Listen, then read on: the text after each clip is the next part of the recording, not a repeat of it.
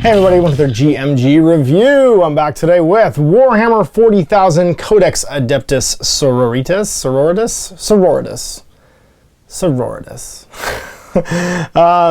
Like sorority, but with a TAS on the end. Yes. The latest Warhammer 40,000 9th edition codex that was sent to me as a free sample by Games Workshop to check out and dare to compare to the original. Well, the original had a very cool John Blanche cover and was published in like 97.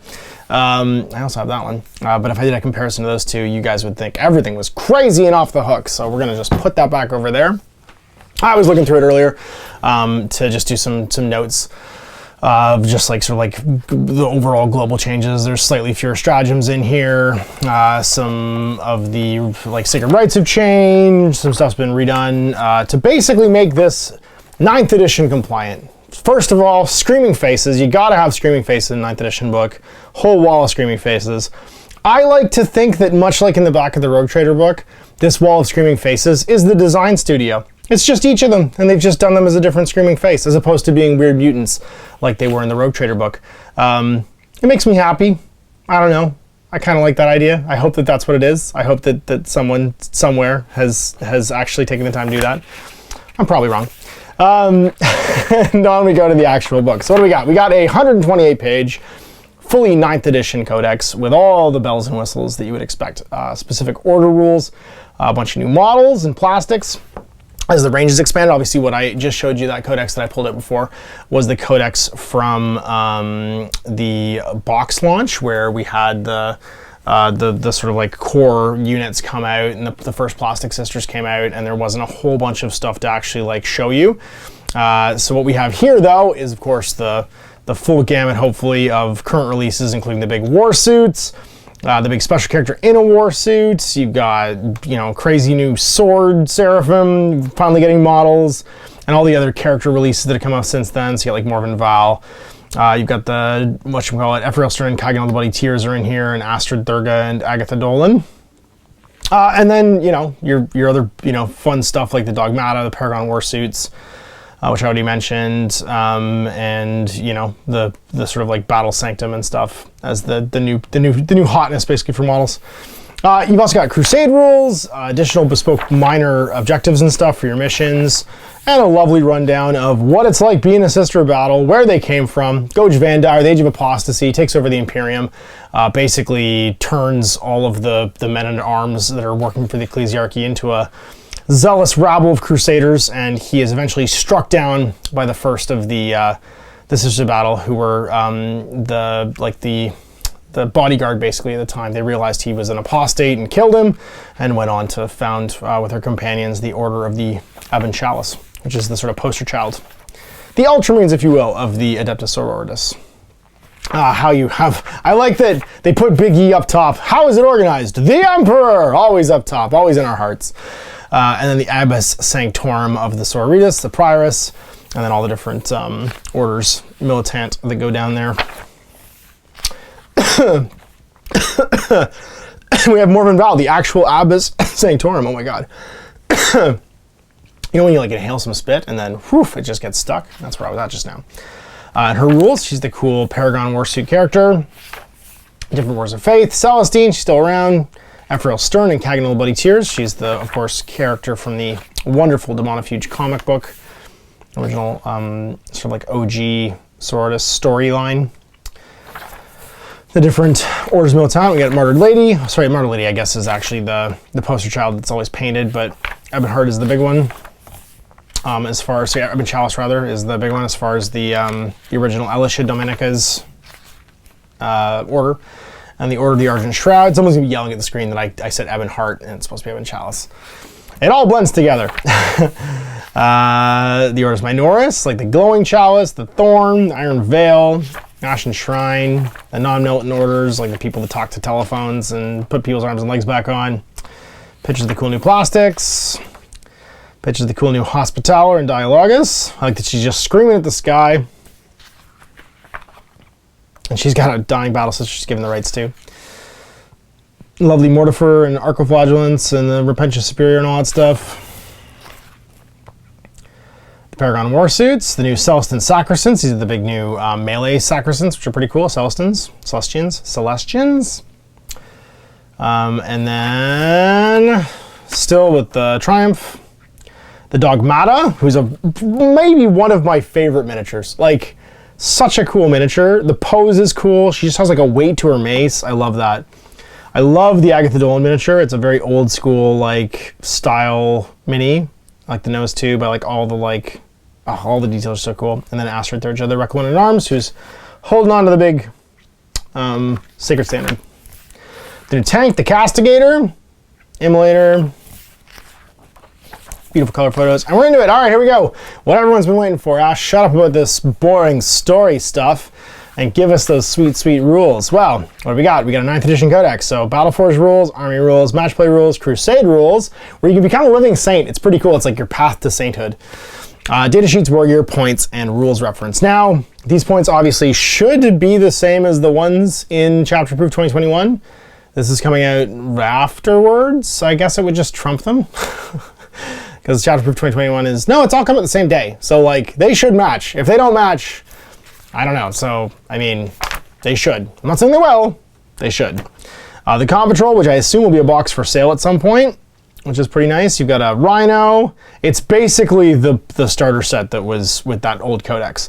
So it's a Battle Sister Squad with a Canonus, 3 Arcoflagellants, and then some Seraphim, Repentia Squad, and a Redemption or Repentant Revenant Engine, Repentant Engine, Repentant. I can't remember what they're called. Penitent Engine. All right, Detachment Abilities. So, an Adepta Sororitas detachment is one that only includes Adepta Sororitas models, excluding anyone with the Cult Imperialis, Agent of the Imperium, or online keywords. Your detachments gain the Degree Passive ability, and units in the Adepta Sororitas detachment gain the Order Convictions ability, excluding the Sanctified and Outcast units. So you get Convictions only if you're not Sanctified or Outcasts. And then troops get OBSEC, obviously. So the Degree Passive, you can include a maximum of 1 Canonist model and 1 Missionary model in this detachment. You cannot include more Cult Imperialis priest models in this detachment than there are Sororitas character models. So the Degree Passive was the idea that you could never have men under arms anymore. So your missionaries, anyone who's male in the Battle Sister Squad, or in the army, so the militant, Org's militant, they were basically a workaround that, because the Ecclesiarchy was banned from having armies, but the wording was men under arms, so they founded the Sororitas to be their armies. And that was the Degree Passive. And then Order Convictions, all Sororitas units gain the following, with this ability, and all models in them gain an Order Conviction so long as every unit is from the same order. So you gain your Order Militant. And you gain that keyword. Now there are some specific warlord traits and strats and relics that are only available to them, as per usual. And let's jump right in. So you can pick either an Order Minoris, which is a build your own sort of like order, or one of the major ones, like the Martyred Lady. And these are all expanded from the current codex. Current codex has like an ability, basically. This is an ability, or maybe 2 abilities, and then on top of that you'll get your own stratagem, and then your own warlord trait and your own relic. So Martyred Lady, the Ultramoons of the Sisters.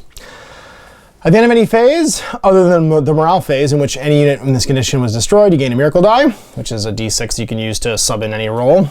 This is an addition to any miracle dice gained at the end of a phase in which a character unit was destroyed. So basically, and there's only 2 ways to get dice now. There used to be 2 additional ways, which was Deny Psychic Test, which was Purity, and then Valor, which was pass a morale test with a 1. Neither of those exist anymore. So the only way you get them now is kill something and have a hero die. Each time an attack made by a model with this conviction, if this unit's below strength, add 1 to the hit roll. That's a really cool ability. +1 to hit as soon as 1 model dies is tasty. So you have to, you want your opponent to kind of pick at all your units. If you lose a single unit in a squad, everyone's +1 to hit. So hitting on 2s with most of your units.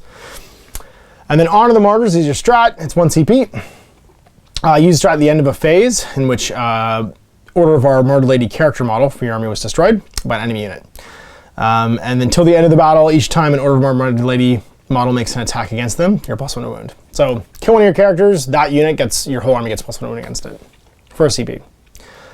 Very useful against like knights, you know, like where your army, your opponent has very few units in their army, or maybe some super units, because you want them, like those super units have to wipe stuff out because that's how they win the game. Like if you only have a few really powerful units, they need to be fighting every turn. Gaining +1 to wound against this thing that's toughness 8 or something like that can be huge. You can have, you know, strength 9 weapons wounding on 2 pluses. You can have strength anything 5 or more against toughness 8 thing, wounding on 4 pluses instead of 5 pluses. That's a big deal all of a sudden for 1 CP. So that's a very, very useful ability. Warlord trait Shield Bearer. Each time an attack in this is allocated to this Warlord, subtract 1 from the damage characteristic, minimum of 1. Each time you gain a miracle dice at the end of a phase as a result of vengeance, if this Warlord destroyed any enemy units during that phase, it's automatically a 6 for your miracle die. So basically your hero is -1 damage when you fight them, and if they kill something, your dice is automatically a 6. Each time you gain a miracle dice at the end of a phase as a result of sacrifice, it's automatically a 6. So if they die, they give you a miracle dice of a 6. If they kill something, it's a miracle dice of a 6, and then they're -1 damage. And the Relic is an Inferno Pistol with a 12-inch range. Pistol 1, strength 9, -4, D6 +3. That's a scary-ass gun. I mean, you have to have a model with an Inferno Pistol, but it's still a scary gun. Order of the Valorous Heart. Stoic Endurance is their ability. Each time you would lose a mortal wound on a 5+, not lost, but only mortal wounds, not regular wounds. And then each time attack is allocated to a model with this conviction, if it's AP -1 or -2, the AP is reduced by 1. So you ignore -1, and -2 becomes -1. That's a pretty cool ability when you have 3+ armor saves. And you sit and cover. Blind Faith. Use a stratagem in your shooting phase when Order of the Valorous Heart unit from your army is selected to shoot, or in the fight phase, when they're fighting, till the end of the phase, each time a model of this unit makes an attack, ignore any and all modifiers to ballistic skill and weapon skill. So no minuses to hit. Your Warlord trait's impervious to pain. Each time this Warlord performs an act of faith, it regains a wound, so you just get a wound back. And then each time it would lose a wound, roll d6, and a 5+, it's not lost. So, sweet. 5+ wound shrug, and gain a wound back when you do act of faith. Relic, your Casket of Penance. It's a Valorous Heart model only. You get the following aura. When enemy units within 3 of the bearer, subtract 1 from the toughness characteristic of models in that enemy unit. And if they're a Chaos unit, -1 strength as well. Order of the Bloody Rose, quick to anger. Each time you get this conviction fights, if it made a charge move, was charged or performed a heroic intervention, add +1 to the attacks. So you're basically getting strike assault from the Space Marines. Each time you get this conviction fights, it makes a melee attack. If that unit made a charge move, its AP is improved by 1. So you're AP -1 and also +1 attack on the charge. That's a pretty cool, that's just a pretty cool, if you're gonna build a melee unit, you know, big unit of those Paragon Warsuits. Oh, pretty good. Your strat is tear them down. Use it in the fight phase when they're selected to fight. At the end of the phase, each time you make a melee attack, an unmodified hit roll of 6 automatically wounds. Your Warlord trait is Blazing Ire, +1 attacks, and charge and run. And then your Relic is Beneficence. Replaces a Chainsword with a +2 strength, -2 AP, 1 damage. You make 3 extra attacks. And if there's 6 or more enemy models within 3, you make D3 +3 additional attacks instead. So you're a very good unit killer, but you're damage 1. So it's just a Chainsword, but a pretty cool Chainsword. I mean, you're going to make a lot of attacks. And if you charge, you'll be -3 damage 1. So you'd have, imagine you're getting 3 extra attacks. So the average character, let's say you give that to, I don't know, let's say Mo. We're going to give that to...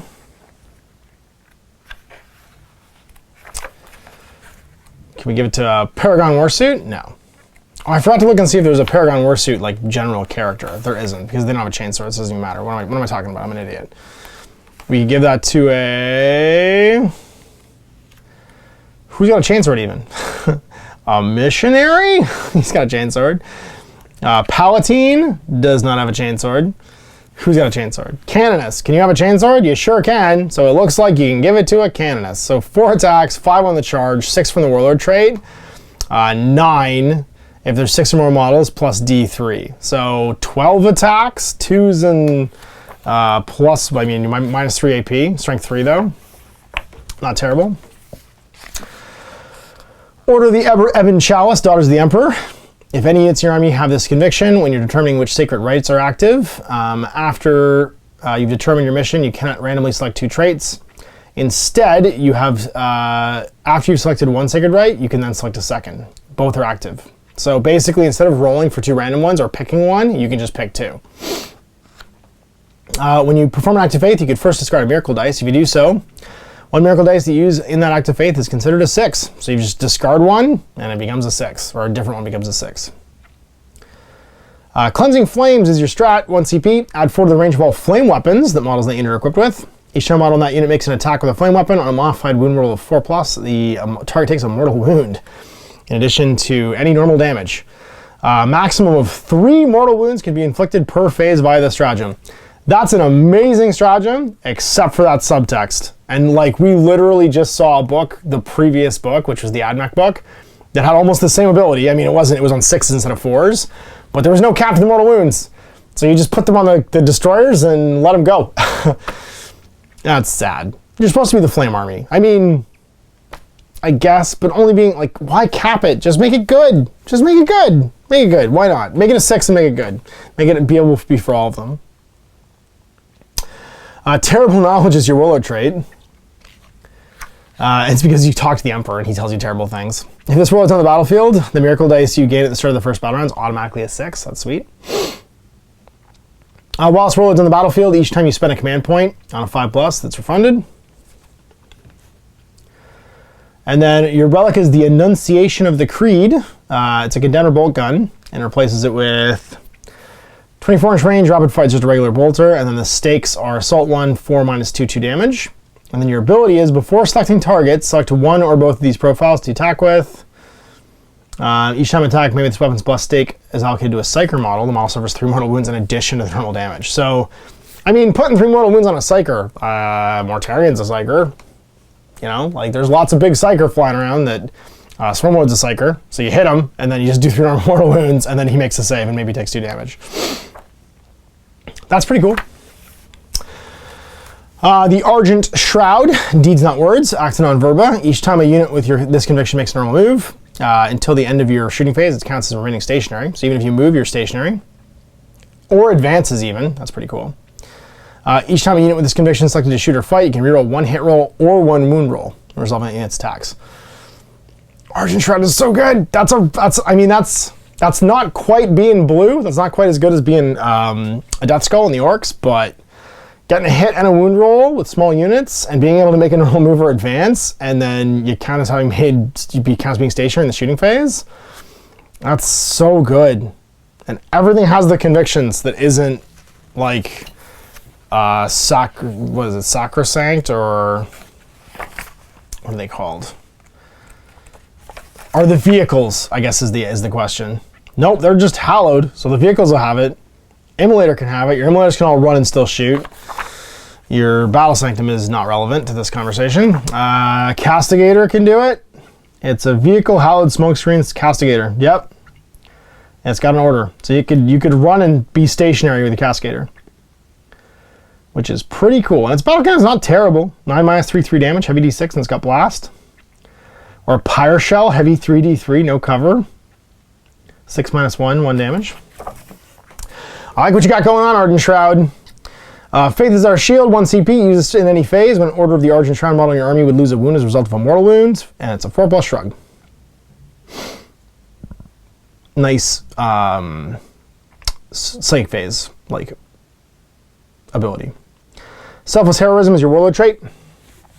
This Warlord's eligible to heroically intervene if it's in 6 and 5.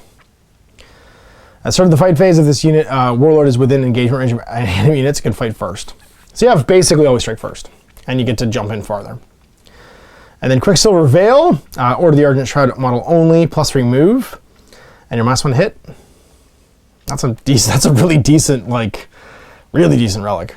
I mean, you have to think these relics are really good, but they're also being put on very okay models. You know, Strength Toughness 3 models that have decent saves, but these aren't Space Marine heroes, right? They're not as tough. They can be kind of pumped up to be as tough, but their damage output isn't quite, what it could be. So that relic could go on a Palpatine or a Canoness. It can't go on Morven because she's the only one that gets a Paragon Warsuit. I really wish they'd made a generic Paragon Warsuit Canoness to put all this stuff on, because the Paragon Warsuit's great. And if regular Joes can ride them, why can't a character ride them? I would have either had the regular Joe unit have a version where the bits can make a character, or have Morven's model just have an extra head and some extra arms so you can make it into a generic Canoness model. That just feels like a wasted opportunity for the kit. And also for the rules. Because you'd have a decent hitting piece for all these cool rules. Order of the Sacred Rose. So your abilities are Devout Serenity. Each time a combat attrition test is taken for this conviction, it's passed automatically. So you could lose it basically whenever you make a morale test. If you fail, you lose a model, but then you pass the rest of the tests, which is pretty cool. Each time you use a miracle dice, when a model or unit with this conviction performs an act of faith, roll 1d6 on a 4+, gain a miracle dice. So you have a potential, and there's no cap on that. These aren't CPs. So you could act of faith and gain one back. Basically, you might just get half the time free acts of faith, which is pretty cool. So I have to say, like, the order abilities are all really strong. Obviously, there's a kind of a this for the rest of the strats and stuff. Emperor's Judgment. Use the stratagem in your shooting phase. When Order of the Sacred Rose unit from your army is selected to shoot until the end of the phase, each time attacks made with a ranged weapon by a model in that unit, unmodified for roll of 6, scores an additional hit. So you get exploding 6s to shoot for a CP. And I mean, that's useful for some units ability, and it's only ever 1 CP. So like you give it to, actually, who would you give it to? Multi-Melta, like, are they Retributors? Yeah. That's not terrible. Like, exploding 6s on Multi-Meltas is pretty cool. Could you get like, I mean, what's your maximum? They're 2 shots each now, which is amazing. It's double the damage output. What do you say, Retributors? How many could you have? I think it's only 4. Up to 4. Yeah, so I mean, and they're not that expensive. Like, point-wise, you're talking about heavies. Retributors are Dominions, Heavy Support, Castigator, Exodus, Mortifiers, Pendant, Retributor Squad. They're 12 points each, so 60 for 5. And then, they charge you for the multi-melt at 20 points each. So the bodies carrying the multi-meltas are 20 points less than the multi-meltas themselves. So you're going to pay 80 points for 4 multi-meltas and 60 for the bodies. That's really funny. Of course, you give them the cherub, because why wouldn't you? It sucks. It sucks that, I mean, it's smart. They didn't want to undercost them, but you're talking about 145 for a min squad. Exploding 6 on 8 dice. You're going to get 1.5-ish, maybe, on 8 dice with rerolls. Your warlord trait is the Light of the Divine. Once per turn, when this warlord performs an act of faith, 1 miracle dice used in act of faith is considered to be a 6. And the warlord is the following ability. Light of the Divine is an aura, 6 inches. With a core unit within 6 of this warlord can fall back and still shoot this turn. No penalty either. And it's as many as you want. So all your core units can still fall back and shoot, but not charge. And then your relic is the Light of Saint Agnatha. That replaces the Brazier of Holy Fire. Assault D6. Each time an attack made with this weapon, an attack automatically hits. Unmodified roll of 4+ or 2+ for your demon. It takes 1 wound. That's Assault D6.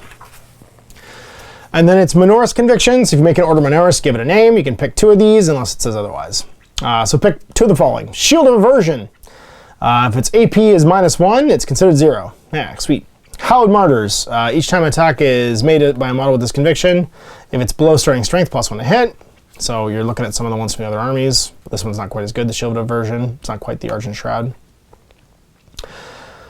Conviction of Faith. If every unit from your army has a order conviction, has this conviction, each time you gain a miracle dice. If the value is a 1, you can reroll it. So reroll 1s for your miracle dice. Denote Fanaticism. Each time you get this conviction fights, if it made a charge move, +1 to hit. Guided by the Emperor's Will. It's basically Space Wolves. Guided by the Emperor's Will. Each time you get with this conviction selected to shoot or fight, you can reroll a hit roll or a wound roll. Holy Wrath. Each time you get model with this conviction makes a melee attack, you can improve its AP by 1 if they charged. And you can't take that with the Fanaticism, unfortunately. So no +1 to hit and -1 AP. In the Footstep of Saints, you cannot select this Order Minoris Conviction if you selected any others. Select one of the following orders. So you take like a major order. Use the order convictions of the Order Militant you selected. If a character model this conviction, it gains a warlord trait. Basically, it's just use the name, take the stuff from the other people.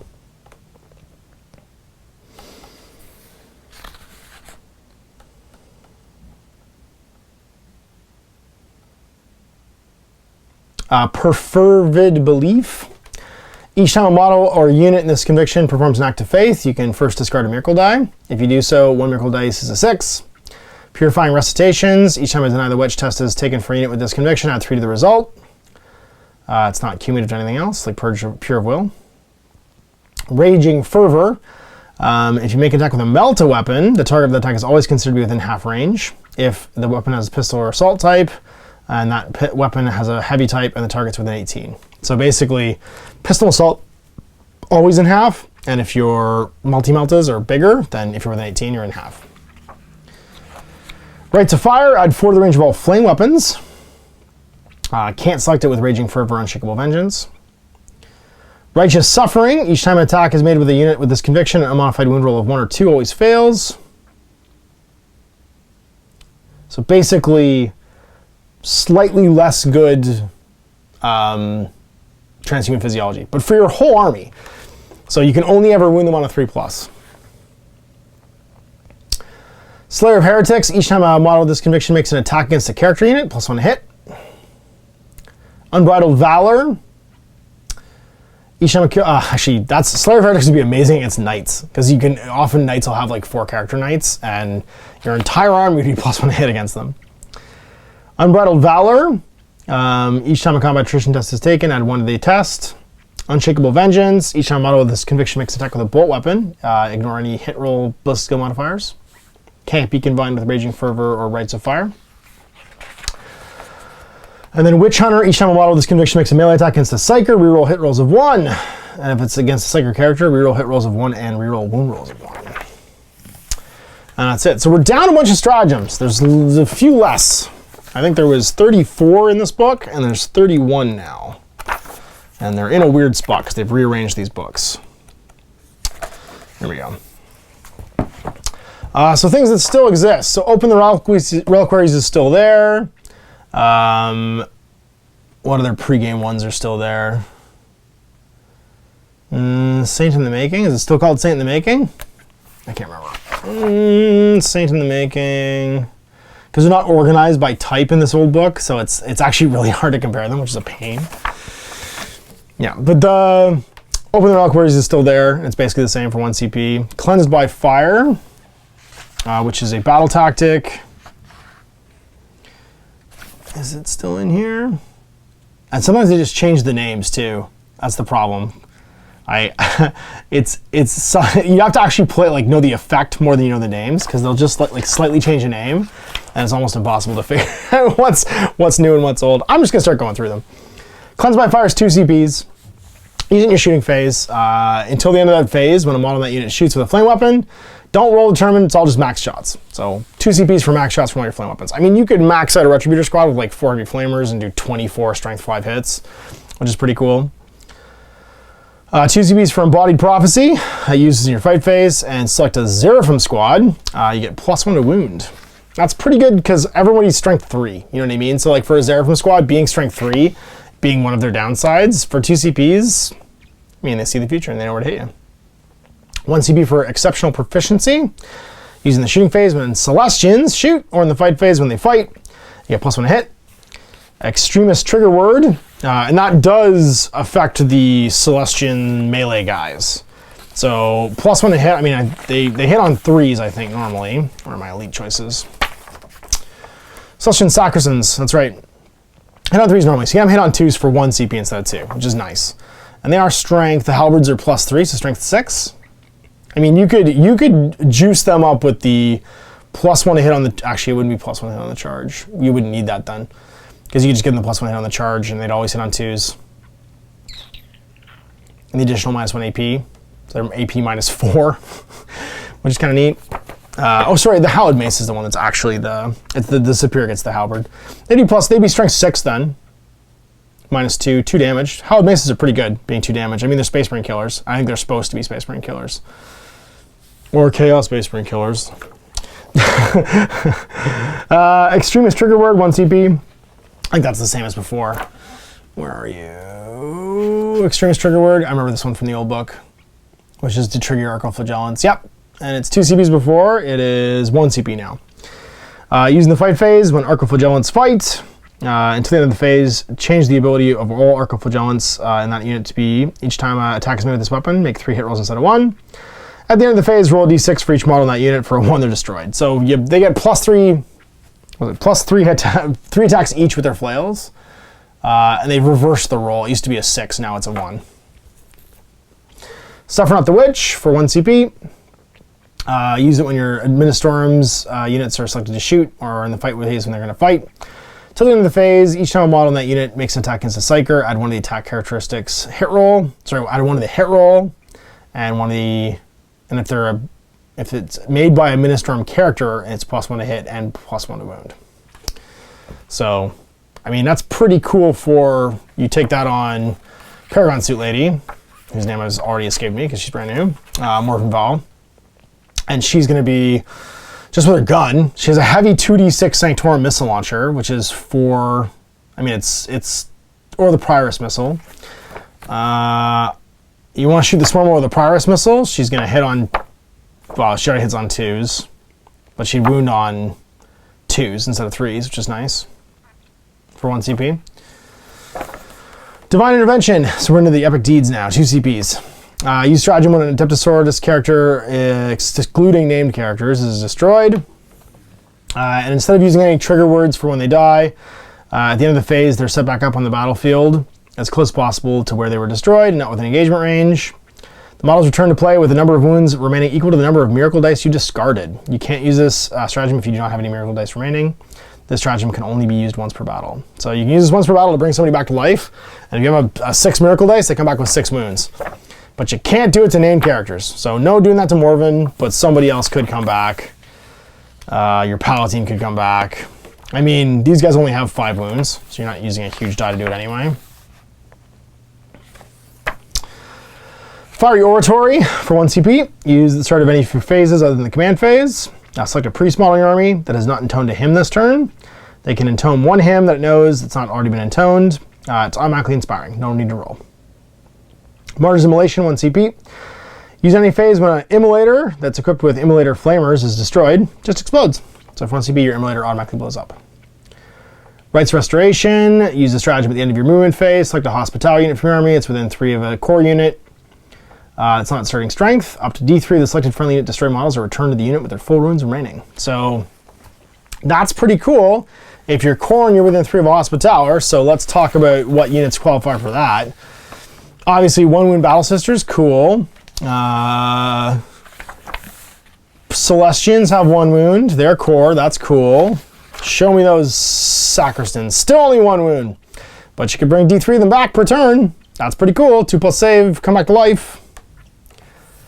Anybody else here core that looks tasty to bring back D3 of?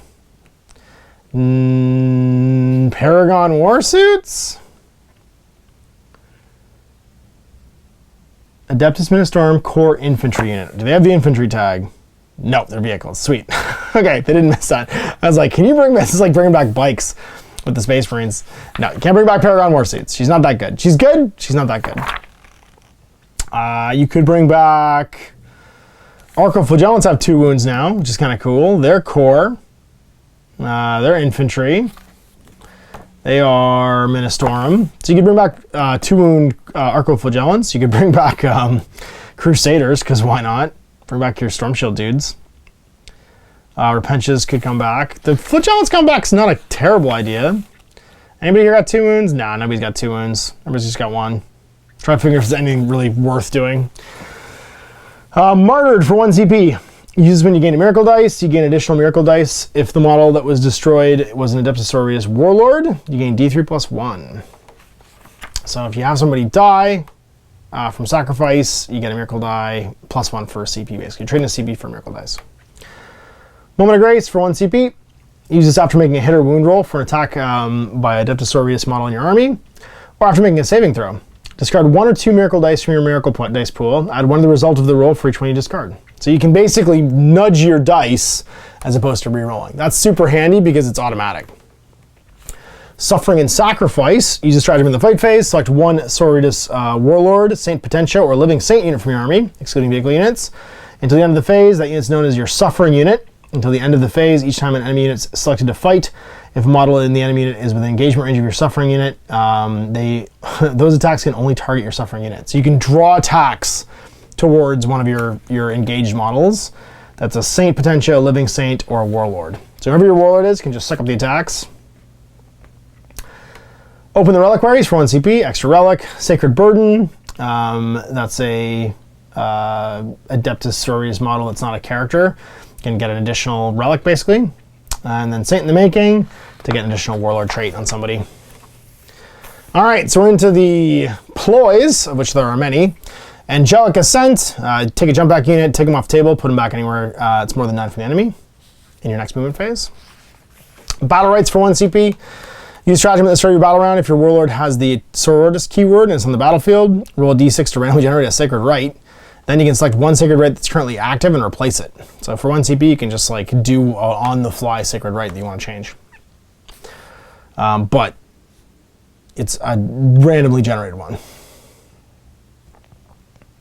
Deadly Descent for 1 CP, use it for Seraphim in your movement phase at the end, and they can shoot as if it was a shooting phase. So if you jump down basically with some Seraphim, you can immediately fire your guns.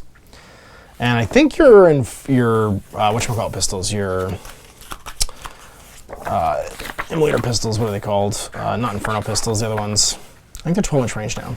They used to be 6-inch range, which was terrible. You couldn't deep strike and use them. Tell me they're 9. Bolt pistols are 12. They didn't put hand flamers on the short form cheat sheet.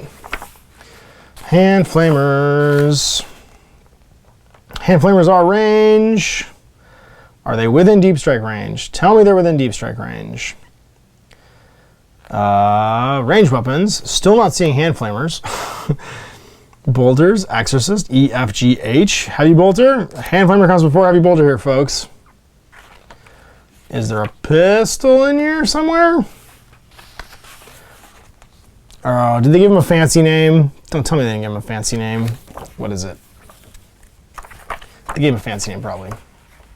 Because they hate me finding things fast. Plasma pistol and bolt pistol and chainsword. Oh, it's just 2 minutes. Oh, it's Ministorum hand flamers. Yeah, got to be legally distinct. Ministorum hand flamers. There we go. Pistol D6, 12-inch range. Sweet. Strength 4. Hoo, tasty. So pistol D6, strength 4, and you have 2 of them. And any model can have 2 of them, or just a couple can. Up to 2. It's up to 2 guys in your squads. You can have 4 D6 flamethrower shots immediately in the jumping in from Deadly Descent. Defenders of the Faith. Use it at the end of your movement phase. Select a battle sister squad in your army. That's within range of an objective. Until the start of the next movement phase, instead of following the normal rules for rapid fire weapons, you can make double the number of attacks. For the purpose of stratagem, rapid fire weapon is any bolt weapon with a rapid fire type. Each time an attack is made against this unit, a modified roll of 1 or 3 always fails. So you get transhuman and double fire your bolt weapons if you're within range of an objective marker.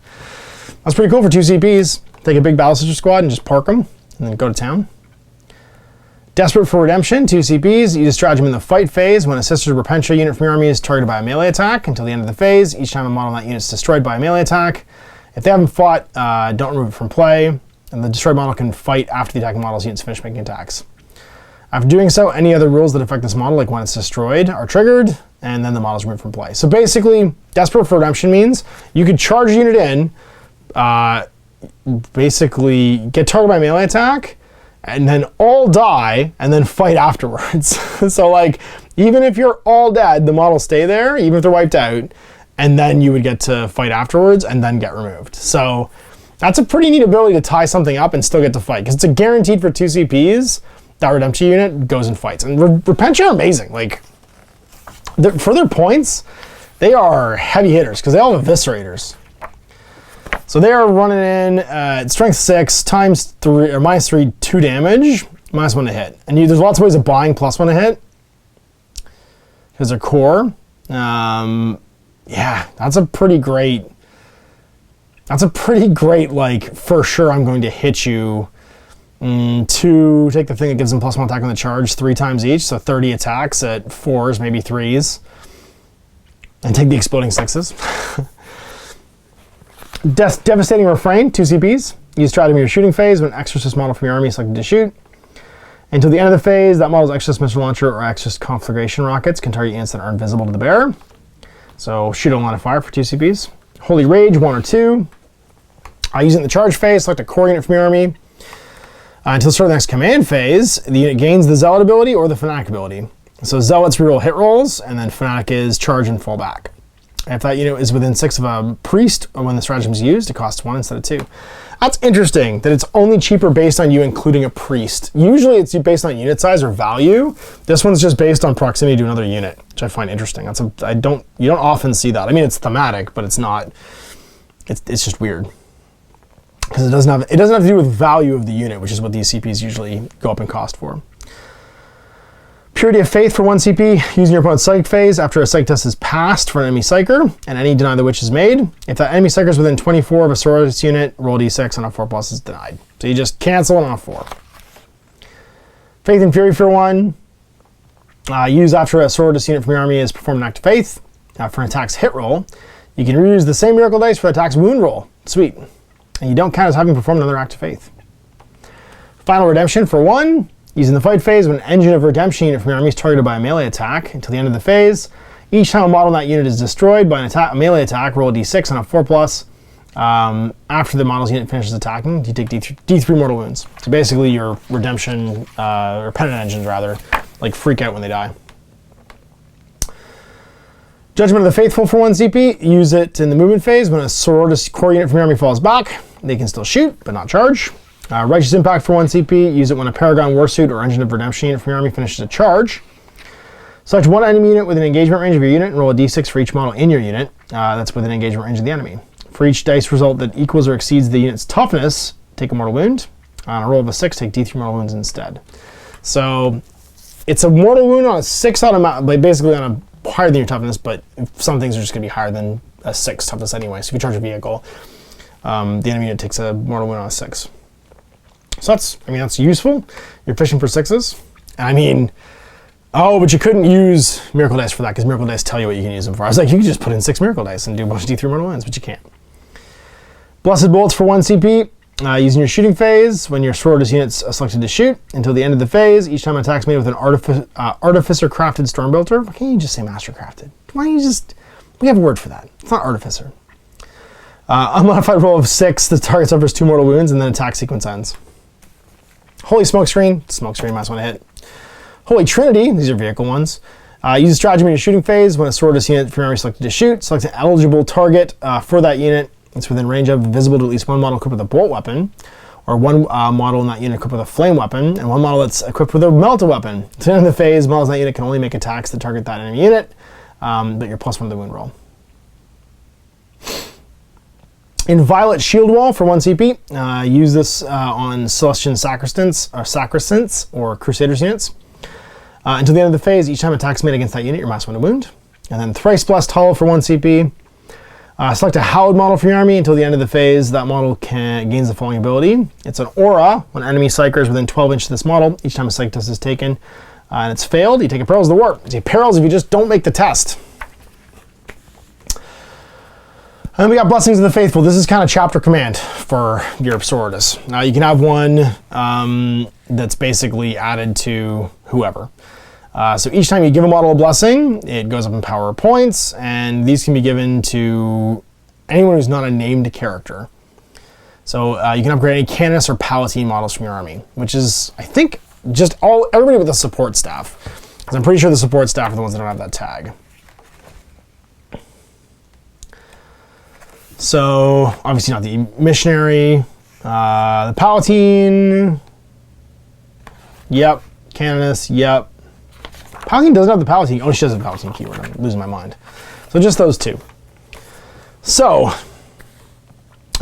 each Blessing of the Faithful has 2 associated blessings, or abilities. The first is the ability of the model with the blessing gains, the second is a miraculous ability.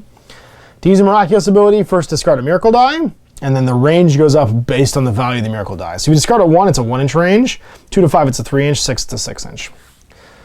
And here's the blessings. So you could buy them Word of the Emperor for 2 power, 40 points. At the start of the fight phase, you can select 1 enemy unit within 3. They fight last. And your miraculous ability is, while an enemy unit's within miracle range of this model, each time a model in a friendly Order Core or Order Character unit makes a melee attack, invulnerable saves can't be made against them. So turn off invuls, that's pretty cool. And then Rapturous Blows, add one to the strength and damage characteristic of all melee weapons for 1 power, 25 points. And then Miraculous Ability, I mean, that's going to be pretty popular. It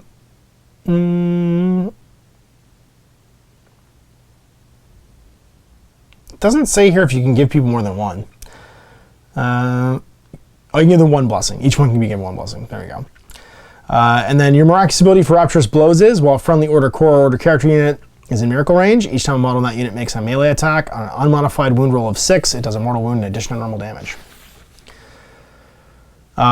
Divine Deliverance. At the start of your opponent's command phase, select one enemy, and obviously because it affects characters, it affects you too. So you're going to gain that mortal wound blow. So that's why even a 1 will allow it to affect yourself. Divine Deliverance. At the start of your opponent's command phase, select an enemy unit within 6 of this model and select one Aura ability. Roll 3d6 if the result is equal or greater than that unit's leadership. Then until the start of your opponent's next command phase, they lose that Aura ability. So turn off auras. And then the Miraculous Ability. While friendly Order Core character models within miracle range, each time a model makes a range attack if the attack causes an enemy model to be destroyed. At the end of the turn, subtract 1 from that enemy's leadership characteristic. Enemy's leadership characteristic cannot be reduced by more than 3. And then the Emperor's Grace, that one is plus 2 and 30 points. The Emperor's Grace is plus 1 and 20 points. At the start of each command phase, you heal D3 wounds. Each model can only be healed once per turn. And then Miraculous Ability, Order Core and character units within range. Each time an attack is made against that unit, your opponent cannot reroll the hit roll, wound roll, or damage roll. So no rerolls against them. Righteous Judgment. Each time you select a target for this model's range weapons, you can ignore lookouts or rule. And a 6 does a mortal wound in addition to normal damage. And then Miraculous Ability, Order Core and character models within miracle range. When you make a range attack, you don't receive the benefits of cover. So you turn off cover. That's 1 power, 25 points. And then Divine Deliverance, 1 power, 15 points. Each time a range attack is made against this model, you're -1 to wound. And then your Miraculous Ability is for Order Core and characters. In miracle range, when a range attack is made against that unit, subtract -1 from the attack's hit roll. So you have that's 15 points for -1 to hit for a miracle die. And it's just within range. It's not wholly within. So if you're within an inch, like if you just sit inside a unit and Blighting Radiance, you can -1 to hit, which is pretty cool.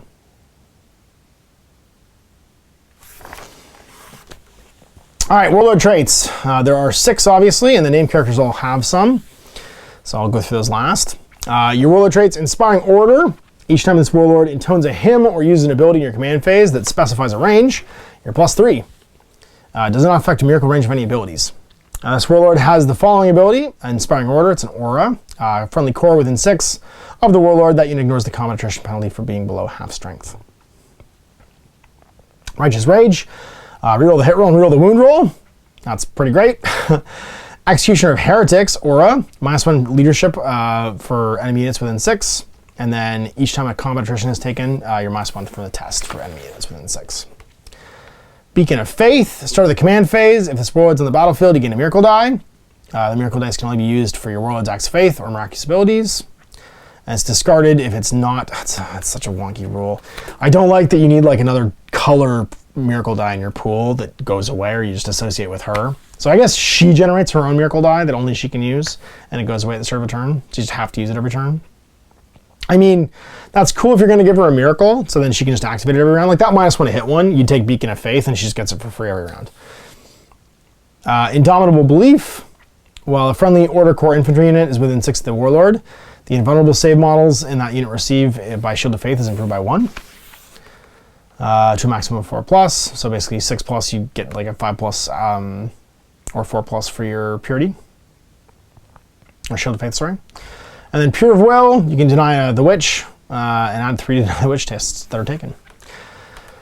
And the named characters, Astrid gets Beacon of Faith, Celestine gets Indomitable Belief, Stern gets Executioner of Heretics, Junith gets Inspiring Order, Morven gets Righteous Rage, so she just rerolls all her hit rolls and wound rolls with melee attacks. And then the Triumph gets Pure of Will. All right, your priests get some hymns. They all get the War Hymn, and then there's 6 other ones to choose from. They can all learn 1. If the priest has the Cult Imperialis keyword, you can either roll 1d3 to generate each hymn randomly, or select one of the following hymns that priest knows.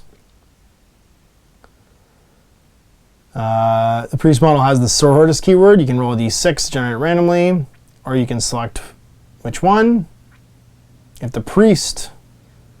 Yes, the priests don't know all of them. The priests only know the bottom or the top 3. Yeah, so priests can get these ones. Sisters can get all of them, and they all know Warham. Warham is, if you do it, then your core, Ministorm character, Engine of Redemption, models within 6 get +1 attack until the start of the next command phase. Refrain of Blazing Piety. If this hymn is inspiring, select enemies within 12 invisible to the priest. The unit suffers D3 mortal wounds. And if it's chaos, it just takes 3.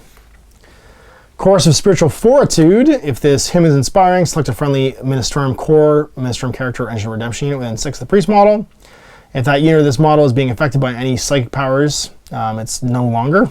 Until the start of the next command phase, that unit and the model it contains are not affected by any psychic powers. You just make yourself immune to psychic powers. Psalm of Righteous Smiting. If it's inspiring, add 1 to the priest's strength and attacks. Improve its AP by 1 for all weapons, excluding relics. And at the end of the fight phase, if that priest model is in engagement range of any enemy units, it can fight an additional time. So fight twice. It's pretty cool. I mean, they're just war priests, though. Litany of Enduring Faith, I think, is the new beatstick lady a priest? She might be. She might be. Where is she?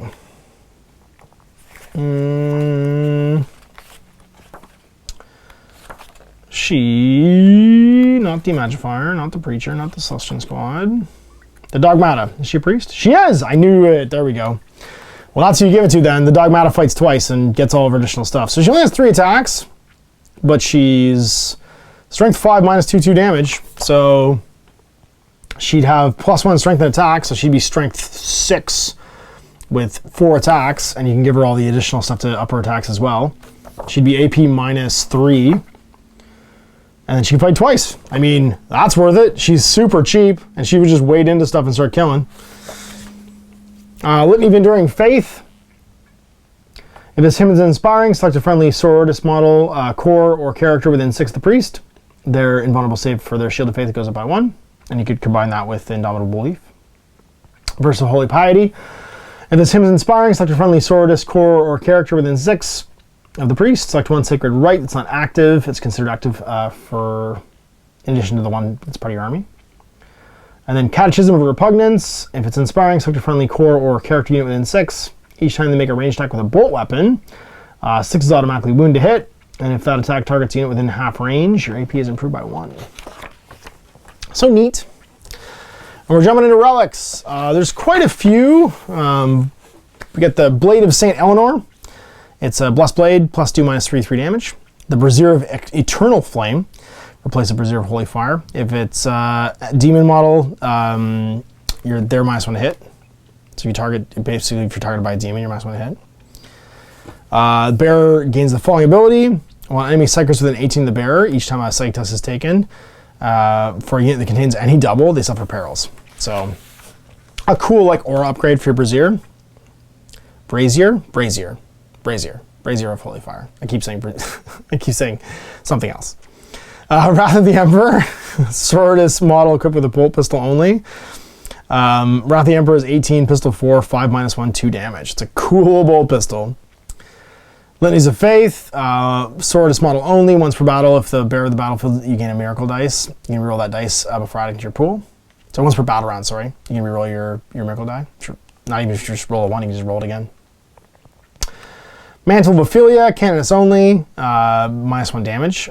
Each time the attack is allocated to the bearer, the damage characteristic of that attack is changed to 1. So not just -1 damage, it's just, you can't kill me. Damage 6, don't care, it's damage 1. Damage 25, don't care, damage 1. Gets hit by the harpoon on the Giant Knight, damage 1. Triptych of the Macarian Crusade, Sanctified or Cult Imperialis model only, +1 toughness, 4+ invul. Once per turn, the first time a saving throw has failed for the bearer, the damage is reduced to 0. So, I mean, even maybe better than the Mantle of Ophelia. Toughness 4, 4+ invul. And you probably already have a 4+ invul, but then once per turn, the damage characteristic of attack is changed to 0. You could work around that though as the enemy. Book of St. Lucius, auras go up by 3 inches. Iron Surplus of St. Istalia, +1 wound. Transhuman basically, can only wound around a 4+, and save 2+. Ecclesiarch's Fury. Man, they have some good armor. Like, I can't tell which one's best. Probably the Mantle, because you give that in the thing where she heals D3 every round. So she just can't die. That one's really good too, though. The only being able to be wounded on 4 is your toughness 3. Ecclesiarch's Fury. Model the Chainsword. +2, -3, 2 damage. And each time an attack is made with this weapon, subtract 1 from the attack's hit roll and add 1 to the attack's wound roll. Redemption. Plasma Pistol replacement. Pistol 1, strength 8, -3, 2 damage. When you make an attack with this weapon, if a hit's made, score a straight line between the closest part of this model's base or hull and that of the closest model in the target unit. Make 1 wound roll for every target unit and each other unit this line passes over. So like, you go beam, you do like a big beam. Sigil of Ecclesiastes. The barrel knows additional hymn. It's for a priest. In your command phase, the bearer can intone 1 additional hymn. Blessings of Sebastian Thor. Sororitas model only. Before you determine which Sacred Rite's active for your battle, select 2 Sacred Rites. Until the end of the battle, that Sacred Rite's active for the bearer's unit instead of the ones from your army. Simulacrum Sanctorum from Imagifier only. At the start of the battle before the first turn, you must select 2 tails for the bearer to recount instead of 1. You cannot select a tail that another model has already recounted, unless all 3 tails have been recounted. And the Chaplet of Sacrifice. Sororitas model only. Once per battle, if the bearer is selected to use an Epic Deed stratagem, it costs 0 CPs. Each time the bearer makes an attack, you can reroll the hit roll. When the bearer is destroyed, don't remove that model from play. At the end of the phase, you can shoot as if it was a shooting phase or fight as if it was the fight phase, and then take it away. And then chapter approved rules. So obviously this is all brand new because these are the minors that you can take as your objectives. No mercy, no respite. So leap of faith. At the end of each turn, if 2 acts of faith were performed during that turn by a Sororitas unit from your army, score a victory point if it's your turn, or 2 victory points if it's your opponent's turn. Or if 3 or more acts of faith were performed by a Sororitas unit from your army during that turn, score additional victory point. Note that acts of faith performed by due to cherub dice bestowed by incensed cherubs don't count, so no freebies. And you can't score more than 12. So it's capped at 12, but you could potentially get all 12. So you're not going to 15 with it, but because you control it almost completely, it's not a terrible, like, it means you're just accepting you're getting 12 from that one, basically. And you got to try and do 3 over the course of a turn. But even just doing 2 per turn, I mean, it's because it's your opponent's turn and your turn. At the end of each turn, no matter which one it is, your opponent's and yours. That's a really solid objective. Because you're almost always going to get 12 from it just by doing them. Yeah, you have to do at least 2 per turn to gain 1. Or 2 if it's your opponent's turn. So just save them and do them your opponent's turn. You'll get 2 each round. Because you're always going to do 1 in your turn, or 2 in your turn, probably. Anyway. Shadow Operation, Sacred Ground. If you select it, then Adepta Sororitas Infantry and Cult Imperialis Priest units can attempt the following action. Sacred Ground.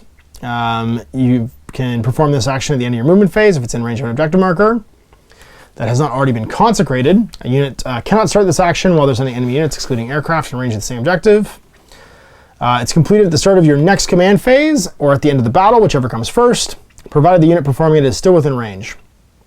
If completed, that objective is said to be consecrated by your army, and until the end of the battle, the objective marker gains the Inspiring terrain trait, as if it were a terrain feature. Each time a unit in your army completes the Sacred Grounds action, if the objective marker was consecrated by the action, it was wholly in your deployment zone, score 1, otherwise score 4. So if it's not wholly in your deployment zone, which means even those ones that are on the line, because they're 40 mil bases, right? So if it's on the center line between 2 territories, it's worth 4. And there's no cap to that one except for the normal 15. So if you can consecrate 4 objectives on the table, then you're going to get it.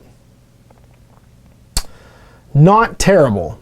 I mean, obviously the one in your zone is worth nothing. So if there's 5 on the table, which there usually are, if there's 1 in your zone, it's the 1, and the rest are going to be worth 4. Purge the enemy, slay the heretic. At the end of each of your shooting phases, score a VP for each of the following that applies. 1 or more enemy units were destroyed by attacks made with a bolt weapon by a Miststorm unit. 1 or more enemy units were destroyed by an attack made with a flame weapon. 1 or more enemy units were destroyed by an attack made with a melt weapon. If all 3 of these apply at the end of your shooting phase, you score an additional VP to a maximum of 4. So, kill a unit with bolters, kill a unit with flamers, kill a unit with melt weapons. And then you've got 4 VPs. That's not terrible. I mean, as long as you get the mix right. The Melta one's going to be easy to get.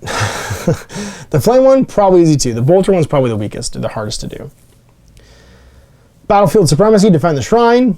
This one's basically, if you select the secondary objective after both sides have finished deploying, your opponent must select one objective marker to be your sacred shrine.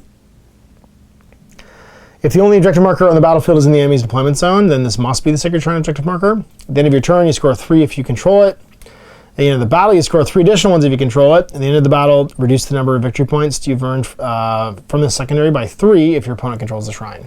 So, hold it every round. Yeah, take it for 3, hold it for 3 at the end of each turn, and then hold it for 3 more at the end, but you lose 3 if you lose it. Crusade Rules. These are great. You're basically going to be running through creating saints, which I think is really cool. Obviously, like all the Crusade stuff, you start with unnamed characters, and they slowly grow and do trials. So like, earn 2 saint points at the end of the battle if this model performed 3 or more acts of faith. Earn 1 saint point at the end of the battle if this model suffered 1 or more mortal wounds, right? And your saintly reward was things like miraculous recovery. Once per battle at the start of any phase, this model can regain D3 wounds. In addition, any battle scars this model has are removed from its Crusade card, and any further battle scars it gains are ignored. So you just lose battle scars forever. It's super cool. And then you get your agendas, like Tests of Faith. If you make an act of faith using a miracle dice, you add 1 to the tally, and you get experience for each one you do. Requisitions, things like Saintly Benedictions. You use this requisition when a Canonist or Palpatine becomes battle-hardened, heroic, or legendary, and you're upgraded with a Blessing of the Faithful. And then you got your cool legendary relics like the Mace of Valen, ×2, -3/3 damage. Oh my god. Strength 9 Sororitas, pretty cool. And the good old Blades of Admonition are back, yeah, but as a Crusade item. +3 strength, -3/3 damage. And if you attack a character, it automatically hits. Could you imagine melee weapon automatically hits? Crusades are crazy. Picture of a Crusade army. And then data sheets. All right, here we go. So jumping in, what's new and exciting? Shield of Faith is basically the same. 6+ invul, you get a D6 Deny the Witch. And then if it's an unmodified roll of 6, it's automatically passed. So it's basically always a 6+ deny, and lower rolls you might get something to go away. Zealot, each time a model in this unit makes a melee attack, if they charge, you get to reroll a hit from a heroic intervention, whatever. And then Acts of Faith, basically the same as before, but you only gain them from Vengeance and Sacrifice. So, Vengeance, one of your units destroys an enemy unit, so a Sororitas unit though, not any non-Sororitas units. And Sacrifice, a Sororitas character is destroyed, and then they can be gained from other keywords and stuff too. No matter the source, you only gain 1 miracle dice from such a rule in every unit in your army, if every unit from your army has the Sororitas keyword. And each time you gain a miracle dice, roll d6, that's what the thing is, and you can substitute a miracle dice for any of these things. Advance rolls, charge rolls, hit rolls, win rolls, saving throws, damage rolls, or morale tests. A damage dice is not a modifier or inherently modified dice. A miracle dice that has been used for a substitution can never be re-rolled. And then Sacred Rites. Now these have changed quite a bit actually. Hand the Emperor, it's active, and you can pick 1 or randomly roll for 2. Obviously Martyred Lady is it Martyred Lady or Ebon Chalice can just pick 2. You can add 1 to advance and charge rolls for Hand the Emperor. Spirit of the Martyr, when the Sacred Rite's active, each time a model in that unit is destroyed by a melee attack, it does not explode, roll d6 on a 6, after the attacking models have made their attacks, they take a mortal wound, so you blow up. Aegis of the Emperor has changed quite a bit. It's now when this Sacred Rite's active, each time a unit in this Shield of Faith uses the Deny the Witch ability, it's on a 5+ unmodified, it automatically goes away. Divine Guidance, 6s to hit are AP -1. Sorry, 6s to wound are AP -1, which is great because it works on flamers. That's the cool thing. Divine Guidance works on flamers. Passion, unmodified hit roll of 6 is the additional hit, so that's the one that's +1 to hit with melee attacks. And then Light of the Emperor, this one's changed as well. While this Sacred Rite's active, you can ignore any or all modifiers to this unit's leadership characteristic, and when you make a combat attrition, you ignore all modifiers. And we're into folks and stuff. All right, Morven, what do you got? You're good at fighting. We've already seen her war scroll on Warhammer Community, so I'm not going to spend a lot of time here. So you got a super cool missile launcher, 36-inch range, 2s and 2s, strength 5, toughness 5, 8 wounds. She's a character with less than 9, so she gets all the lookouts her stuff. And she's the head of all the sisters. She's the boss. She's a High Lord of Terra. This model has a 4+ invulnerable save, and if you lose a wound as a result of a mortal wound, on a 4+, it's not. So no regular wound shrug, but a 4+ wound shrug against mortal wounds. Half damage against them because of the Holy Aegis. Righteous Repugnance. Once per battle, at the end of the fight phase, if you're in engagement range, you can fight twice. And she's pretty fighty. 5 attacks. The Lance of Illumination can be 10 attacks if you want to use the small version, or do mortal wounds and +3 strength, so strength 8 -3 damage for the lunging strike. Fidelis for heavy bolters, heavy 3, 6 -1, 2 damage, which is pretty nice. She's a High Lord of the Imperium. If your army's Battleforged, this model must be your warlord. She just takes over. If more than one model in your army has this rule, then one of these models must be your army's warlord. So she fights with Gilman to be the warlord. Abbess Sanctorum on Aura. While a friendly Adepta Sororitas core unit is within 6 of this model, each time a model makes an attack, reroll hit rolls of 1 and reroll wound rolls of 1. So she's like baby Gilman, but only for core units. And then Commander of the Adepta Sororitas, in your command phase, select a core or character unit within 6. Until the start of your next command phase, each time a model in that unit makes an attack, reroll the hit roll and the wound roll. So everyone rerolls 1s, that's a Sororitas core unit, and then one of them can reroll everything. And she could do it to herself, because she is a friendly Sororitas character within 6 of this model. So I don't see any reason why she couldn't just always reroll for herself, and then just give everybody else reroll 1s. Because always rerolling for herself is pretty cool with those missiles and that heavy bolter. Canoness, still Canoness. I think she's basically the same. I think what they've done is they've just changed it so that the model that was illegal before is now legal. Because that was a problem, is the model that came in the box set with this codex you actually couldn't build the rules for. And what do we got? Core stats are the same. Brazier of Holy Fire is looking like the same. Condemned Bolt Gun is the same. And yeah, now this model's Plasma Pistol, Power Sword, and Rod of Office can be replaced with one of the following: Condemned Bolt Gun, Blessed Blade, Chainsword, Power Sword. A weapon from the pistols list, and a following: Blessed Blade, Chainsword, Power Sword. So basically you can use all your old school Canoness models now too. If this model is equipped with a Chainsword, it can be equipped with one of the following: Brazier of Holy Fire and Null Rod. And then Rosarius for Boss Invo, and your Lead the Righteous. So reroll hit rolls of 1 for core. Palpatine! She's a baby Canoness. She can have a Plasma Pistol. That's about the only thing you can change. So she's just Power Sword, Plasma Pistol. So all the Power Sword relics can go on her. She's got a 4+ invul. She's basically a Lieutenant. Reroll wound rolls of 1 for your core. Junith, 7 wounds, top is 4. She's so tough. She's got her big floaty thing. Heavy Flamer, Mace Castigation. She's still cool. 4+ invul. She looks pretty much the same. Missionaries look pretty much the same. Celestin and Gemini Superior. Triumph St. Catherine. I think the Triumph is roughly the same with its degrading stat line. Wounds remaining 10+. Yes. 5 to 9, 1 to 4. Stat line. Relics of the Matriarch goes 5 to 1. Now it's 6, 4, 2. So you can still use most of your relics. And the Presidium has a 4+ invul, -1 to hit. Solemn Procession. Same. Fiery Heart. Friendly Core, automatically pass morale. Censor the Sacred Rose. Get a Miracle Die. Simulacrum Ebon Chalice. I think it's pretty much the same. Yeah, hurts people. You can't take the Gemini separately from Celestine anymore, which is a pretty big change because they were a neat little unit they could do by themselves. They combine them back together. A Gemini Superior counts as a named character for all rules purposes, so you can't upgrade them either. So a bit of housekeeping in there.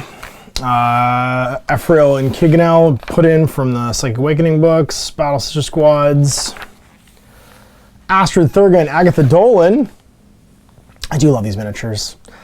Have Acts of Faith, Sacred Rites, and Shield of Faith, 4+ invul. The Line of Martyrs. While this unit contains Agatha Dolan, each time an attack successfully wounds this unit, that attack must be allocated to Agatha Dolan. The destruction of Agatha Dolan is ignored for the purpose of morale tests. If Astrid Thurga is ever destroyed, Agatha Dolan is also destroyed. Unbridled Ardor. Each time an attack made with a damage characteristic of 1 is allocated to Astrid. Add 1 any saving throws made for that attack. So she's got a 2+ save. Recount the Deeds of the Saints. In your command phase, select one friendly Adepta Sororitas character unit within 9 of Agatha Dolan. Until the start of your next command phase, each time the unit is selected to fight, you can reroll 1 hit roll, 1 wound roll, or 1 damage roll when resolving its attacks. The Auto Tapestry of the Emperor's Judgment. Once per battle, in your command phase, Astrid Thurga can plant this banner. If she does so until the start of your next command phase, she has the following aura. The Emperor Resplendent. While core within 6 of this model, all 6 sacred rites are active.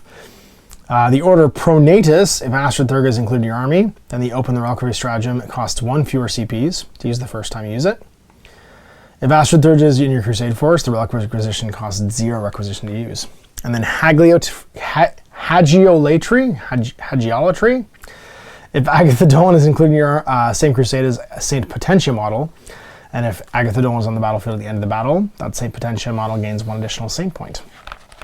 So she's got a lot of like Crusade application, which I think is interesting.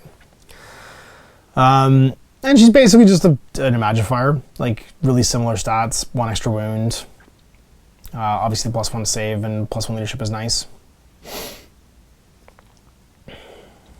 And pretty stabby, +2 strength, -2 AP, 2 damage for her weapon. And you can't ignore its wounds, which I think is hilarious. Any rule that allows you to ignore wounds, just go away. That enemy cannot use any rules to ignore the wounds it loses. Magifier is still an Magifier.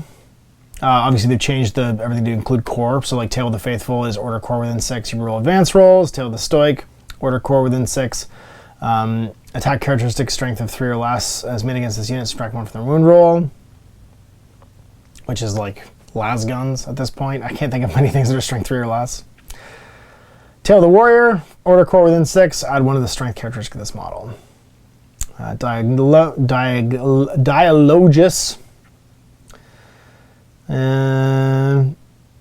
+1 leadership for core units within 6 and characters. The first one you take doesn't eat up a slot in detachment. And Stirring Rhetoric, she's a priest. While a friendly Adepta Sororitas units within 6 of this model, each time that unit performs an act of faith, you can increase or decrease the value of the miracle dice by 1. Preachers, Celestians. The Sacristans we already kind of talked about. They're basically Celestians, but with very cool melee attacks. Marine killers, they're maces. Any number of models can each have their Hallowed Mace replaced with a Anointed Halberd. So you can be higher strength and AP, but lower damage. I think you just keep the Hallowed Maces. There's lots of ways to get AP. And then the Spear of the Faithful goes on the leader. +3, -3, 2 damage, the one that does both. Basically, the Spear of the Faithful combines the Mace and the Anointed Halberd. 2+ saves is nice. They do have a Sacristan shield, 4+ invul as well. So they effectively have Storm Shields. While a friendly Sanctified character, order character is within 3, the enemy model cannot target that character with ranged attacks. So like, you just can't shoot them. So they're a great bodyguard. Like, they are designed to go with Morven. Morven can already have Look Out Sir, but you just have her like walk around behind these guys, and they're relatively cheap. I mean, they're not, considering their like durability, they're only toughness 3. But again, there's ways of giving them transhuman, which we've already seen. And Celestian Sacristans are 14 points each. So 140 for 10. You give them all nothing. Just keep them with the big, I guess you give a Spear of the Faithful to the boss. You can give them a Hand Flamer, which is pretty cool. But only on the Superior. And then they can heroically intervene as if they're a character. This unit can set to defend. Enemy unit declares a charge against them, and they're not within engagement range of any enemy units, they can set defend. But until the end of the next fight phase, each time a model in this unit makes a melee attack, add 1 to the hit roll. And it can't fire Overwatch. That's pretty cool. So you're +1 to hit when you set to defend. Hospitaller, obviously that's your medic. Non-militant order. They're free for detachment slot if you have a Canonist or Canonist Superior. You get 6+ Wound Shrug within 3, and Sacred Healing. At the end of your movement phase, you can heal 1 friendly Metastorm infantry unit. That unit regains D3 lost wounds. Each model can only be healed once. And then your Dogmata, we already went through her as well. She's a cool fighter, and you want to give her the fight twice, reroll everything abilities. Because she's, again, a Marine killer. She'll go in a dumpster Marine squad if she needs to. And in your command phase, you can select one friendly Order Core unit within 6 of this model. Until the start of your next command phase, that unit has OBSEC, so you can make your Sacristans OBSEC if you want to. Or you double the amount of models they count as, which is also amazing. So if they already have OBSEC, they become double OBSEC. You could even make your Paragon Warsuits OBSEC. And there they are, 13 power for 3 of them. 3s and 3s, strength 5, toughness 5, 4 wounds each, 2+ save. They're not that, like, they're big Terminators, basically. 3 attacks each. They all have heavy bolters. 2 storm bolters and a Paragon Blade. Double heavy bolters is nice. That's 18 shots out of the 3 of them. On 3, strength 5, -1, 2 damage. Being 2 damage is a huge deal with those heavy bolters. And then your storm bolters, 2 storm bolters, which means you're going to have rapid fire 8 out of each of them. To the 24 shots with storm bolters. They put out a lot of guns. Like a lot of guns. Any number of models can have a grenade launcher. I don't think I would. It's not bad. Assault 2, 6 -1 D3 damage, but I think I'd rather just have the dice.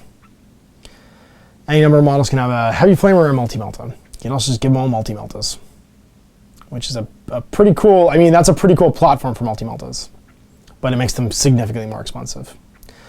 The mace is +1 strength, so strength 6, -3, 2 damage, and additional attack, so you're getting 4 attacks. And the War Mace is +4, -2, 3 damage, but you're -1 to hit. I can just stick with the Warblades. They seem fine. You get Shield of Faith, so you have a 6+ invul, Sacred Rites, Act of Faith, and they're -1 damage, just like Dreadnoughts. So each time attack is allocated to them, -1 to their damage. So all the damage 2 becomes damage 1. Repentia Superiors, pretty much the same as before. Repentias, we went through them before. Crusaders, got their power swords, Arco Flagellants. Basically the same, you can double their attacks. So, I'll show you 3 instead of 1. So they can each have, they have 2 attacks, give them 6 each. And other warrior, the bearer of this attack's characteristic of 3 and strength of 6 with your Endurant implants. So one model can have Endurant implants. 5-up Wound Shrug. Can't do actions, obviously. Death Cult Assassins. Still strength 4, which is nice with Zealot and a 5+ invul. And they always fight first. Dominions with their many meltas, with Armorium Cherubs, because they can all have melta guns. So, also the Seraphim, also the Zephyrim, who now have models for their stabbing. Each of the Power Sword, which is nice. They get a 5+ Shield of Faith from their Angelic Visage and Sky Strike, which means they can Deep Strike. Retributors we already went through. Mortifiers, sorry. Still, like, a decent melee thing, but I think the Paragon Warsuits are just gonna, by virtue of being 3 in a box, take over their position. These guys are dollars to points, way different. Can't do actions, 5+ Wound Shrug, lots of attacks, Anguish the Unredeemed. 4+ to get to attack if they're destroyed. And then Penitent Engines. Which can come in units. I think the Paragon Warsuits will just be more popular once again because, like, just dollar-wise, you get 3 in a box. I think they'll probably be cheaper individually than buying the Penitent Engines. Exorcist is still awesome with its Melta Missiles, 3d3 shots. You can fire at a line of sight, strength 8, -2, d6 damage, but not really Melta because there's no half-range thing. Castigator seems like a decent battle tank. I like the Sanctified Shells, 9 -3, 3 damage and blast. Heavy d6 and the Pyre Shell for rooting things out of cover.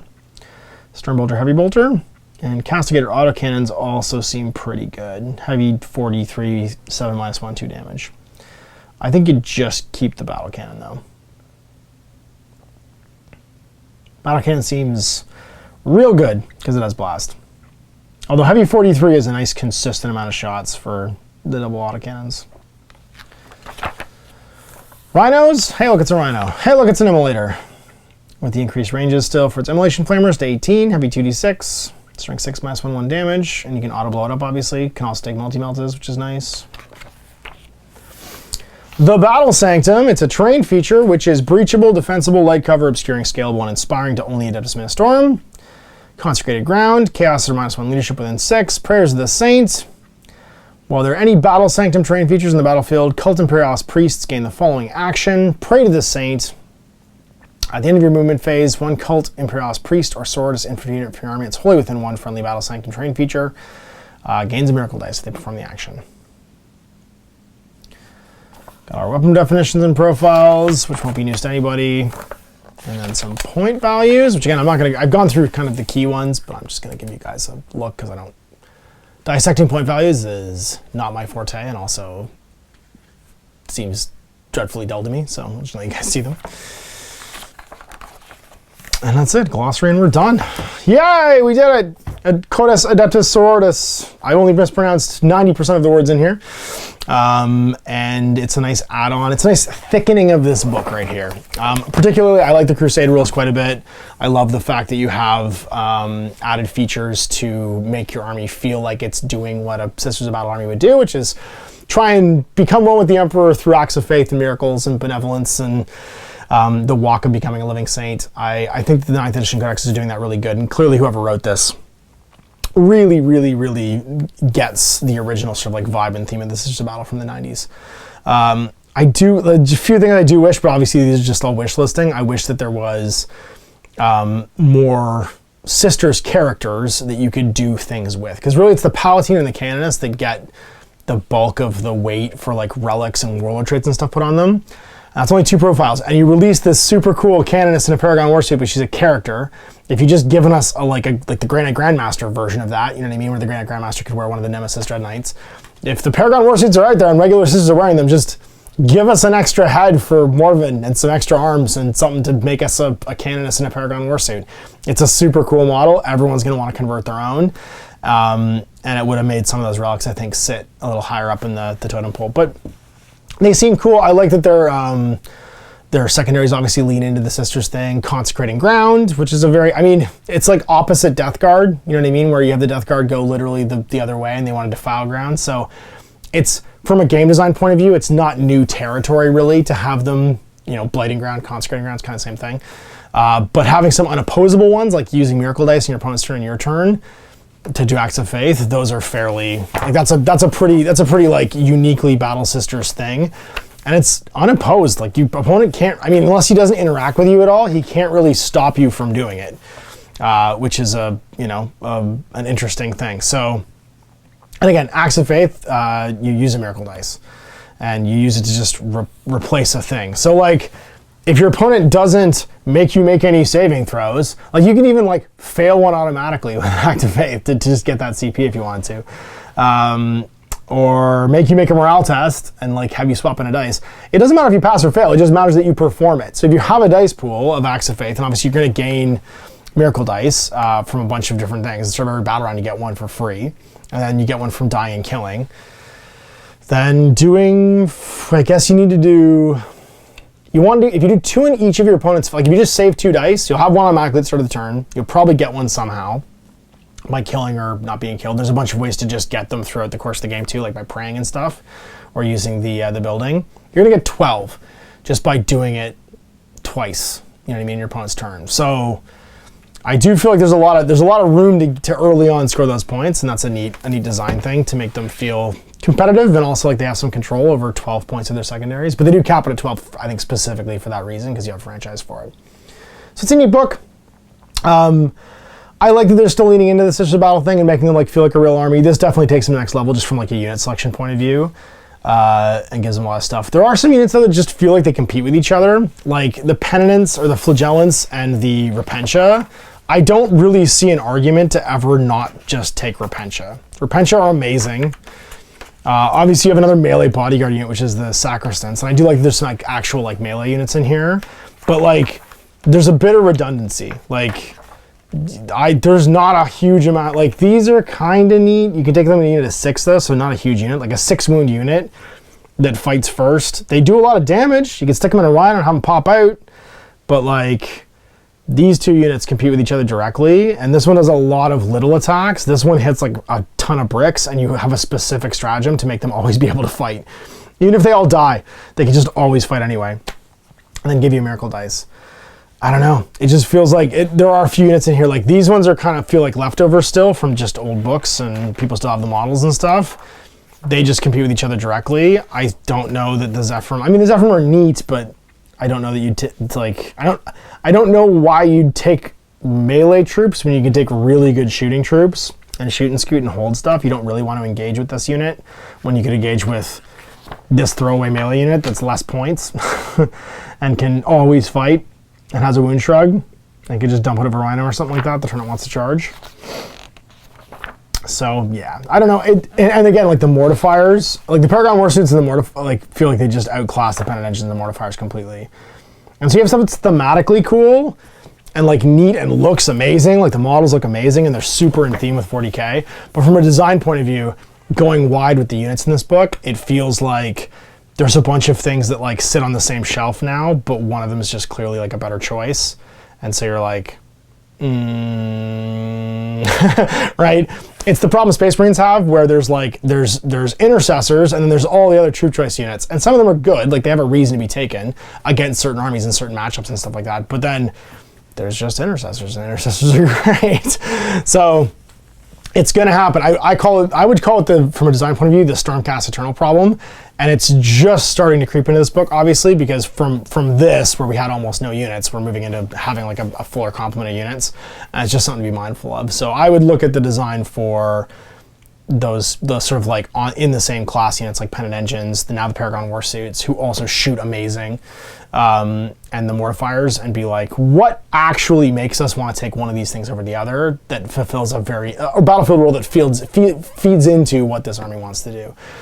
Because otherwise you end up with Stormcast, where you have like 100 different unit types in Age of Sigmar, but like you don't use half of them because they're just thematically cool and they just kind of sit on the shelf. So you have to make them compelling against each other too within the same book. And while I think that there's some obviously really good choices in this book, Paragon Warsuits are great, Repentia are still great, the core Battle Scissor Squad is still great to lean into, you know, Multi-Melta Retributors are great, Dominions and a Rhino are great. Like there's a bunch of stuff that is an obvious like cool candidate. The more things you start to add and the more you try and keep in a theme, you can only have so many ways of like skinning the same cat, and it's starting to feel like that with the big Warsuit stuff at least. And the flaily murder guys, the foot crazies, where the Repentia are just kind of still head and shoulders above the rest. So anyway, there's my review of Warhammer 40,000 Adepta Sororitas. I still don't know. I don't care. I'm gonna keep saying it wrong forever because that's just what I do. I hope you enjoyed that, and big thanks to GW for sending along this free sample for us to check out. We'll see you for another GMG review. Till then, I'm Ash. Have a great night. I hope you enjoyed that video. If you want to support the channel, of course, like and subscribe and hit the little bell below so you get notifications when I post future content. I do post stuff 7 days a week. If you want to support the channel further, you can, of course, buy a t-shirt through Spreadshirt, buy a measuring gauge or objective markers from Death Ray Designs, or, of course, most importantly, there is Patreon. Patreon is what makes all this possible, keeps the lights on, pays for the studio costs, pays for the equipment, model costs, and everything else, and most importantly, puts food in my kids' bellies and a roof over their heads. Big thanks to everyone, past, future, who supported me. I do this stuff because of you guys, and of course, I will continue doing it as long as I can.